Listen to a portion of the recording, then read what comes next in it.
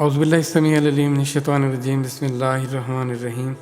اور جب ذکر کیا جاتا ہے اللہ کا، ایک اللہ کا، اکیلے واحد اللہ کا، متنفر ہو جاتے ہیں، ناپسند کرتے ہیں دل، ان لوگوں کے دل جو نہیں ایمان رکھتے آخرت پر۔ اور جب ذکر کیا جاتا ہے ان لوگوں کا جو اللہ کے سوا ہیں، اس کے سوا ہیں، تو فوراً وہ خوش ہو جاتے ہیں۔ یہ آئینہ دیکھیں، اس آئینے میں دیکھیں اپنے آپ۔ تذکرہ ہو اپنی خواہشوں کے مطابق لوگوں کا، چیزوں کا، واقعات کا، مناظر کا، تو کیسے ہم دلچسپی لیتے ہیں۔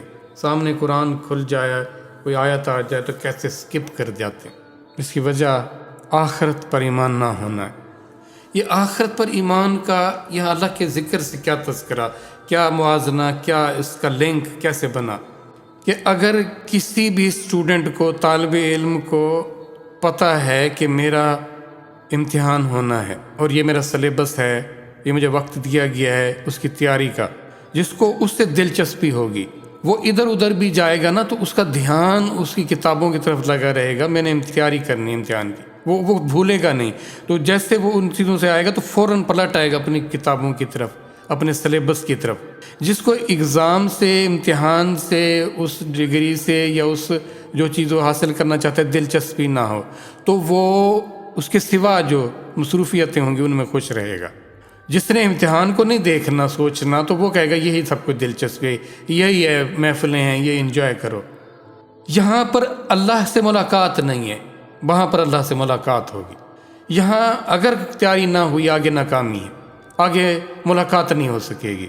آخرت اللہ سے ملاقات، یہ ہے حقیقت۔ باقی وہ جیسے بچوں کو نہیں ٹریک پہ لانے کے لیے بتایا جاتا کچھ کہ اگر یہ آپ نے کام نہ کیا تو ہم آپ کو یہ سزا دیں گے، اگر آپ نے یہ کام کر لیا تو یہ انعام بھی دیں گے آپ کو۔ انسان چونکہ طبعی طور پر خوف آتا ہے، اس کو بعض دفعہ اس کو شوق آتا ہے، وہ ان چیزوں سے زیادہ مائل ہوا، پھر ان کو اگر ان سے بہتر لیول کی چیزیں چاہیے تو ہم نے تو آپ کے لیے رکھی ہوئی ہیں۔ تو وہ تھوڑا سا بنیادی ہے، جب وہ اس کی طرف آتا ہے نا پھر اس کو سمجھ آتی ہے کہ معاملہ تو بہت آگے کا ہے اور آخرتی حقیقت ہے، یہ ٹرائل ہے، یہ کچھ لمحے کے لیے ایک آزمائش ہے۔ اور پھر یہ بتایا جا رہا ہے، دیکھیں یہ آیت واضح نہیں آپ کو نظر آ رہی کیا؟ جو میرے ملنے پر یقین کرے گا وہ میرے ذکر سے، میری باتوں سے خوش ہوگا۔ تو اس کی یاد سے، اس کی نصیحت سے، اس کے ذکر سے، اس کے قرآن سے کیا ہمارے دل خوش ہوتے ہیں؟ اگر نہیں ہوتے تو اس کا مطلب یہ ہے کہ ہم اسے ملنا ہی نہیں چاہتے۔ یہ جن سے مل رہے ہیں نا، جن چیزوں سے، اس کی نعمتوں سے، یہی کافی ہیں ہمارے لیے۔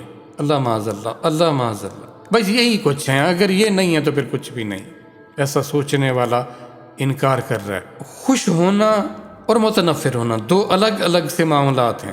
کوئی ہے جو اللہ کے ذکر سے خوش ہوتا ہے، کوئی ہے جو پسند نہیں کرتا اس کا ذکر۔ وجہ کیا ہے؟ وہ لانتے ہیں، وہ نہوستے ہیں۔ اب جن چیزوں کو اتنا اہم سمجھ رہے ہیں نا، حالانکہ اللہ نے خبردار کر دیا جو سب سے اہم ہے ہمارے لیے نا، مال اور اولاد، اللہ نے کہا فتنہ ہے تمہارے لیے، آزمائش ہے، اور اس آزمائش کو ہم نے منزل بنا لیا۔ اسے تو اور بچنا چاہیے تھا، ہم تمنا لیے بیٹھے ہیں اور زیادہ ہو تاکہ انہی میں مگن رہیں، تجھے یاد کرنے کی فرصت نہ رہے ہمیں۔ حکمران تھا تو اس نے بلایا علم رکھنے والوں کو کہ مجھے مرنے سے بڑا خوف آتا ہے، تو میں کیا کروں؟ اسے بتایا گیا کہ تم جہاں جانا چاہتے ہو وہاں جانے سے تمہیں اس لیے دلچسپی نہیں ہے، اس کے لیے تم نے آگے بھیجا کچھ نہیں، تم نے سب کچھ یہیں انویسٹ کر رکھا ہے، یہاں نہ رکھو، آگے بھیجو۔ جو تھا نا مسافر، اس کو جو چیز ملی اس نے آگے کے لیے اپنے بھیج دی، بڑا اس کا ہونا تھا۔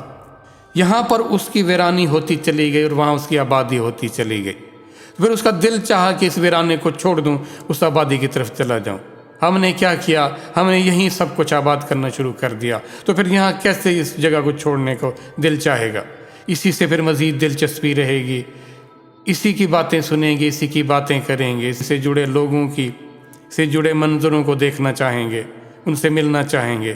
یہاں کے لوگوں سے دلچسپی ہے، یہاں کی چیزوں سے دلچسپی ہے، اس کے بنانے والے سے دلچسپی نہیں ہے، یہاں بھیجنے والے سے دلچسپی نہیں ہے، اس سے تعلق، اس سے محبت نہیں ہے، تو پھر ذکر کیوں کریں اس کا؟ اچھا کر لیں گے، بس تھوڑا کریں گے، جتنا ہے اتنا کریں گے۔ وہ خود کہے ذات کہ میرے ذکر سے تم متنفر ہوتے ہو، اور میرے علاوہ اور لوگ ہیں جو ان سے دلچسپیاں ہیں تمہاری۔ جب وہ ذات خود اس کا اظہار کر دے پھر بھی مجھے شرم نہ آئے، پھر بھی مجھے حیا نہ آئے، کیا کہیں گے آپ؟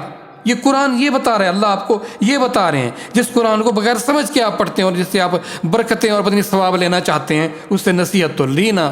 کیا کریں گے؟ برکتیں یہاں برکتیں جمع کر لو، یہاں سارے دنیا جان کے خزانے جمع کر لو، کیا کرو گے؟ جب سانس یہاں اٹکے گی گلے میں، ہوش اڑ جائیں گے، تب کیا کریں گے؟ تب دیکھ لیں گے جہاں اور ہوں گے نا وہاں ہم بھی ہوں گے۔ یہ اتنا بڑا دھوکہ، اتنا کوئی اور نہیں، خود برباد ہوتا جب انسان اس کسی کو آگ میں ڈال دیا جائے، اسے کہے اور بھی جل رہے ہو، کہے مجھے نکال لو، بھاڑ میں گئے اور مجھے نکالو، مجھ سے نہیں برداشت ہوتا۔ وہ کہے اس بیماری میں جو تم مبتلا ہو لاکھوں لوگ مبتلا ہیں، وہ کہے ہوتے پھریں، مجھے نہیں برداشت ہوتی، مجھے تکلیف سے بچاؤ، پھر کر لینا برداشت۔ وہ صورتحال تو یہ ہے، اور جہنم کی آگ برداشت کرنے کی طرح جب کچھ بھی نہیں ہوگا نا، پھر لگے گا پتہ کہ وہ سب کچھ وہ ذات تھی جس ذات کو ہم نے سمجھا ہی کچھ نہیں تھا، نعوذ باللہ۔